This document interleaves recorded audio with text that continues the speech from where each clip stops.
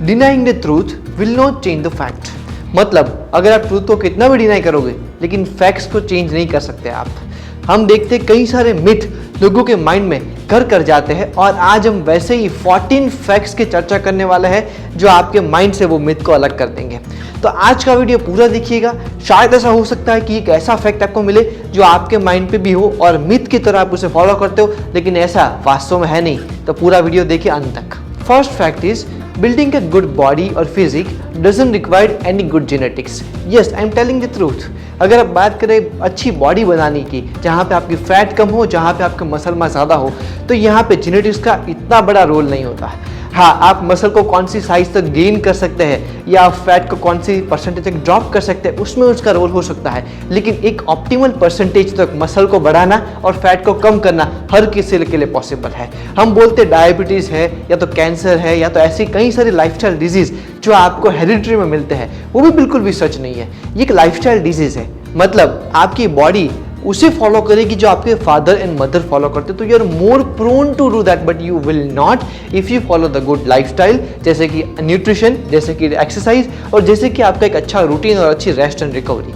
हर एक किसी के माइंड में यही एक्सक्यूज आता है कि भाई मुझे मेरे फादर को है इसीलिए मुझे है, मेरी मदर को है इसीलिए मुझे है, लेकिन आप अपनी लाइफस्टाइल को फॉलो करें। अपनी लाइफस्टाइल अगर खराब है तो डेफिनेटली आपको वो चीज़ें होनी ही वाली है, और मोस्टली ये चीज़ें इसीलिए आती है बिकॉज आपने फादर और मदर को देखा है वो चीज़ें करते हुए, जिस वजह से उनको ये चीज़ें हो रही है।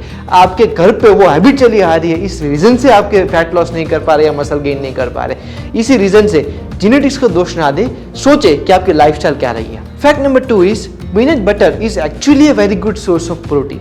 कई लोग बोलते हैं पीनट्स जो होते हैं वो बहुत ही चीप क्वालिटी का प्रोटीन होता है, लेकिन आप समझिए पीनट की जो प्रोफाइल है अमीनो एसिड की वो काफ़ी कंप्लीट प्रोफाइल है और वो एज इक्विवेलेंट एज आलमंड है, वॉलनट्स है, मिल्क है, उसके कंपैरिजन में आती है। उसकी बायोलॉजिकल प्रोटीन की अवेलेबिलिटी वैल्यू भी काफ़ी अप होती है, जो मोर देन 60 है, जो उसे एक बहुत ही अच्छी रेंज और कैटेगरी में डालती है जो मसल गेन करने में हेल्प करता है। तो पीनट बटर को अगर आप होल व्हीट ब्रेड के साथ या तो कोई ग्रीन के साथ लेते हैं तो उसकी जो अमीनो एसिड की प्रोफाइल है वो बहुत ही रिच बन जाती है और मसल बिल्डिंग में बहुत हेल्पफुल होती है। इसी के लिए देखिए brown bread and peanut butter एक बहुत अच्छा ब्रेकफास्ट होता है या तो पोस्ट वर्कआउट मील होता है। Third fact is gaining weight is 10 times harder than losing fat. Yes, ये सही बात है। मैं पिछले कई सालों से प्रैक्टिस कर रहा हूँ। मैं सामने जब पेशेंट आते हैं, क्लाइंट आते हैं, तो मैं देखता हूँ कि भाई जो फैट लॉस करवाने में हमें जो हेल्प चाहिए, जो हमें उनकी तरफ से सपोर्ट चाहिए क्लाइंट की तरफ से, वो वेट गेन में जो है वो पूरा नहीं पड़ता। बिकॉज वेट गेन एक ऐसी प्रोसेस है जहाँ पे आपको फैट तो गेन नहीं करनी, मसल गेन करना है, और मसल गेन करना बहुत डिफिकल्टी है। क्या आपको पता है एक हेल्दी पर्सन पूरे साल में सिर्फ 1 या 2 किलो ही हेल्दी मसल गेन कर सकता है, बाकी जो गेन करता है वो फैट ही गेन करता है। हमारी बॉडी की नेचुरल एबिलिटी ही इतनी है, इसीलिए कई लोग ऐसा सहारा लेता है, एंड्रोजेनिक स्टेरॉइड है, एनाबोलिक स्टेरॉइड है, उनका सहारा लेते हैं, लेकिन वो एक्चुअली हेल्थ के लिए भी सही नहीं होते। तो अगर आपको नेचुरली वेट गेन करना है या मसल बिल्ड करना है तो आप गोल लेके चलिए कि आपका मसल बिल्डिंग या आपका वेट गेन धीरे धीरे होगा। अगर आपको 15 किलो 20 किलो करना है तो समझिए कि 2 साल लग जाएंगे उतना करने में, बिकॉज आपकी बॉडी जो है उससे बॉडी के ऑर्गन को भी उससे एडजस्ट होना पड़ता है कि उतने मसल्स को प्रॉपरली ब्लड सप्लाई दे सके, प्रॉपरली न्यूट्रिशन दे सके, प्रॉपरली ऑक्सीजन दे सके,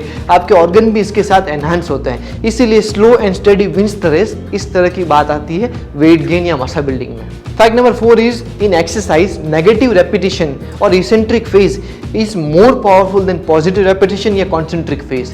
मतलब जैसे कि अगर मैं बाइसेप कल करने जाता हूँ तो जब मैं रिलीज करता हूँ उसे हम नेगेटिव या इसेंट्रिक फेज बोलते हैं, जहाँ पे मसल की साइज बड़ी होती है। ये फेज एक्चुअली कई सारे रिसर्च एंड साइंटिस्ट ने पाया है कि ज़्यादा इफेक्टिव है, इसीलिए इसमें ज़्यादा फोकस करना चाहिए, ना कि पॉजिटिव रेप में फोकस करना चाहिए। उठा तो कोई भी सकता है, अगर आपके पास पावर है तो आप स्लोली रिलीज फेज, आपका जो इसेंट्रिक फेज है उसे स्लो करके दिखाइए और आपके मसल्स 2 गुना 3 गुना स्पीड से बढ़ना चालू होंगे। आप 21 दिन तक ऑब्जर्व करके देखिएगा। Fifth fact is you can not target only losing belly fat. अगर आपको एडवांस टेक्निक जैसे कि क्रायोलाइपोसिस है या तो आप लाइपोसक्शन है जो सर्जिकल प्रोसीजर है या तो मेडिकल प्रोसीजर है, ऐसी प्रोसीजर नहीं करवाते तो सिर्फ एक्सरसाइज और डाइट से आप स्पॉट रिडक्शन नहीं कर सकते। स्पॉट रिडक्शन करना बहुत डिफिकल्ट होता है, इसीलिए आपकी बॉडी में से फैट जो है वो धीरे धीरे ही जाएगी। आप देखिएगा मेल जो होता है उसकी बॉडी में फैट जाने का रेशियो सबसे पहले होता है हिप्स में से, लेग्स में से, थाइज में से, फिर उसकी चेस्ट में से, फिर उसके फेस में से, फिर जाके स्टमक में जाता है। लेकिन फीमेल में आप देख सकते हैं कि उनके फेस में से, फिर उनके ब्रेस्ट में से, फिर उनके stomach, upper abdomen, lower abdomen और फिर लेग्स में से जाता है। तो ये रेशियो जो है ये धीरे धीरे ही आपकी बॉडी में जाएगा और यही एक हेल्दी रेशियो है। तो मैं रेकमेंड करता हूँ कि स्पॉट रिडक्शन के कोई भी झंझट में ना फंसे, बिकॉज ये पॉसिबल नहीं है with only diet and exercise. Even after you eat after 8 o'clock then also you can lose fat. अगर आप 8 बजे के बाद भी खाना खाते हैं तो भी आप फैट लॉस कर पाएंगे, उसमें कोई हर्ज नहीं है। मैक्सिमम खाना खाने के बाद आपको 2 घंटे का समय चाहिए आपके फूड को मेटाबोलाइज होने के लिए। मेरे सभी क्लाइंट कई बार 9 बजे 10 बजे भी खाते हैं, बिकॉज वो घर पे ही 8 बजे आते हैं। ऑफिस का टाइमिंग चेंज करना या अपने बाहर का टाइमिंग चेंज करना, आजकल सभी लोग वर्किंग पर्सन है, बहुत इम्पॉसिबल होता है। तो इसमें कोई हर्ज नहीं कि आप 8 बजे के खाना खाएं और अपने आप को फास्टिंग में ना करें। अपने आप को फास्टिंग में रखने से एक ही चीज़ होती है, आपको भूख लगती है और आप चिड़चिड़े हो जाते हैं। इससे बेटर है कि 8 o'clock के बाद आप खाना खाएं, जिसमें आप हल्का फुल्का खाना रख सकते हैं, जैसे खिचड़ी है, जैसे कि ज्वार की रोटी है, जैसे कि थोड़ी सब्जी है, जैसे कि थोड़ी पनीर के साथ सलाद की आइटम है, जैसे कि कोई अंडे की एग वाइट की आइटम है, वैसी कोई चीज़ आप रख सकते हो। तो ये लाइट है, खाने में बहुत हैवी नहीं होती, आप आराम से फैट भी लॉस कर पाएंगे, आप अच्छे मूड में भी रहेंगे और आपको अच्छी नींद भी आएगी। कई बार भूखे पेट नींद भी नहीं आती, और नींद नहीं आती तो उसकी वजह से भी कई बार फैट लॉस नहीं होती। तो इसीलिए अच्छी नींद के लिए और अच्छे मूड के लिए खाना जरूर से खाएं, even after you are eating at 10 और 10:30, that's completely fine. The 7th fact is carbs will not make you fat. मतलब सिर्फ कार्बोहाइड्रेट खाने से आप फैटी नहीं हो जाएंगे। मैंने देखा कई सारे जो लोग हैं वो कार्बोहाइड्रेट अपनी डाइट में से बिल्कुल निकाल देते हैं, जो बिल्कुल सही नहीं है। कार्बोहाइड्रेट जो है वो आपको एनर्जी देते हैं, आपकी बॉडी में से टॉक्सिन्स को दूर करते हैं, वाटर की कैपेसिटी को बढ़ाए रखते हैं, मसल्स को रिच रखते हैं, कहीं ग्लाइकोजन से जो है रिजर्व सोर्स ऑफ एनर्जी है। तो ये सारी चीज़ें जो है वो कार्बोहाइड्रेट ही आपको देते हैं। अगर आप कार्बोहाइड्रेट नहीं लेंगे तो आपकी बॉडी के अंदर आप लेथार्जी फील करेंगे, B12 डेफिशिएंसी हो जाएगी, D3 डेफिशिएंसी हो जाएगी, चिड़चिड़े हो जाएंगे, कई सारे चीज़ें हो जाएगी और आपकी बॉडी जो कीटोसिस में चली जाएगी, which is not a healthy state of body. Okay, इसीलिए ध्यान रखिए कि भाई कार्बोहाइड्रेट कुछ अमाउंट में, जैसे कि पर बॉडी वेट पर ग्राम, आपका पर KG body weight 1 gram to 2 gram carbohydrate होने चाहिए। जैसे कि अगर आपका बॉडी वेट 70 kg है तो मिनिमम 70 और मैक्सिमम 140 ग्राम आप लीजिए। That's very important and very required. Fact number 8 is cashews actually doesn't consist any cholesterol. लोगों को लगता है काजू खाने से उनको कोलेस्ट्रॉल बढ़ जाएगा, बट ऐसा नहीं होता। उनके अंदर कोई कोलेस्ट्रॉल नहीं होता, वो एक्चुअली फैट के अच्छे सोर्स होते हैं। लेकिन हाँ, अगर आप काजू को डीप फ्राई कर और लिकर या अल्कोहल के साथ खाओगे तो ज़रूर से आपका कोलेस्ट्रॉल बढ़ जाएगा, बिकॉज जो एम्प्टी कैलोरीज जाती है, शुगर जाती है बॉडी के अंदर, जो नहीं खाने वाली चीज़ है वो जाती है, तो डेफिनेटली कोलेस्ट्रॉल बढ़ेगा। और इसे बार बार आप रिपीट करोगे तो ये चीज़ होगी। जैसे हफ्ते में 2-3 बार आपने ऐसा किया और आपने महीने में ऐसा 15-20 बार किया, तो पॉसिबिलिटी इज देयर कि 2-3 महीने में आपको कोलेस्ट्रॉल डिटेक्ट हो सकता है, वरना सिर्फ काजू खाने से कुछ नहीं होता। 9th fact is bananas are as good as Apple.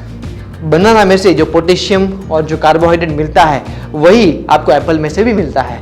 तो एप्पल और बनाना में कोई इतना डिफरेंस, मेजर डिफरेंस नहीं है। आप इसे पोस्ट वर्कआउट कंज्यूम कर सकते हैं और ये दोनों आपको सेम अमाउंट ऑफ प्रोफाइल देंगे। तो एप्पल अगर कोई अफोर्ड नहीं कर सकता तो बनाना भी ले सकता है।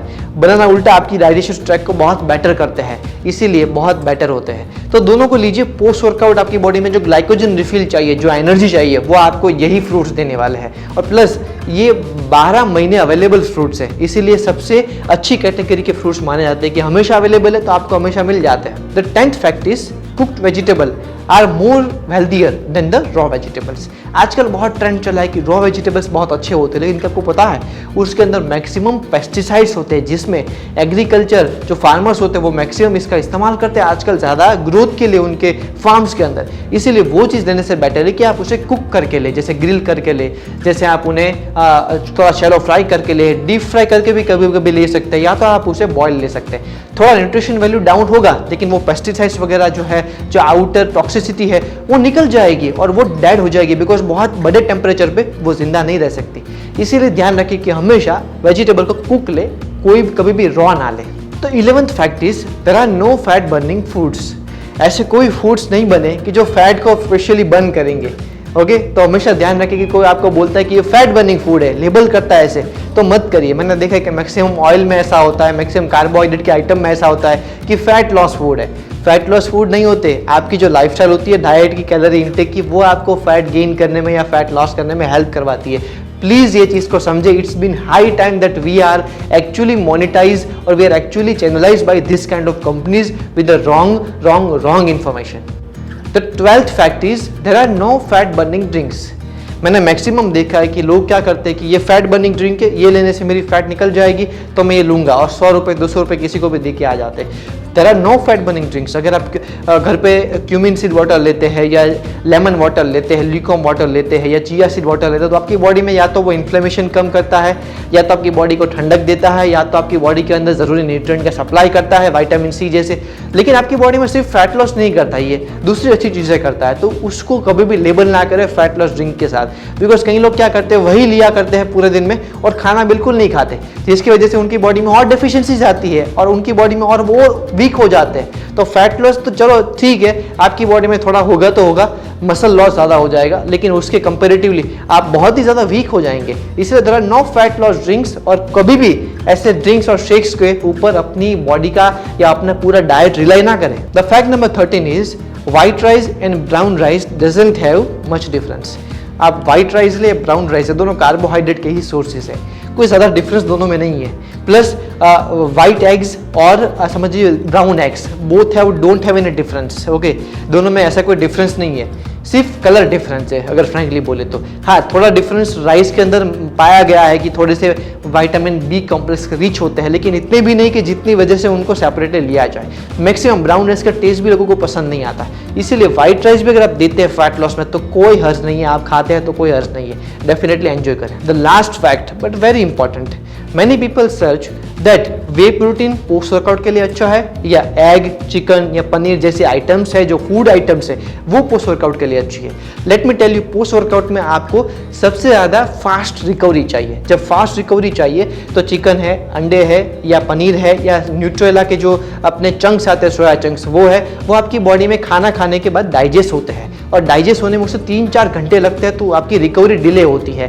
और वे प्रोटीन जो है वो आपकी रिकवरी को फास्टर बनाता है, बिकॉज वो ऑलरेडी अमाइनो एसिड की प्रोफाइल से रिच है और बॉडी में जल्दी ब्रेक डाउन होता है, तो लीवर के माध्यम से उसका एब्जॉर्प्शन भी जल्दी होता है, और ये जो है ये आपके मसल्स में जल्दी रिकवरी चालू करता है। इसीलिए अगर आप BCAA या तो EAAs या तो वे प्रोटीन लेते हैं पोस्ट वर्कआउट में, तो वो कंपेरेटिवली बेटर है to taking any kind of food after workout. First of all, आपने पूरा वीडियो देखा, for that thank you so much. अगर आप यहाँ तक आए तो चैनल को सब्सक्राइब जरूर से करें, बिकॉज हम ऐसे ही नए नए टॉपिक्स के साथ आपको हर संडे मिलते रहेंगे। और सब्सक्राइब करने के बाद कमेंट करिए और वीडियो को आपके ग्रुप्स में जरूर से शेयर करिएगा। माई सेल्फ डाइटिशियन गौतम जानी, thank you for watching the diet fact encyclopedia video with me.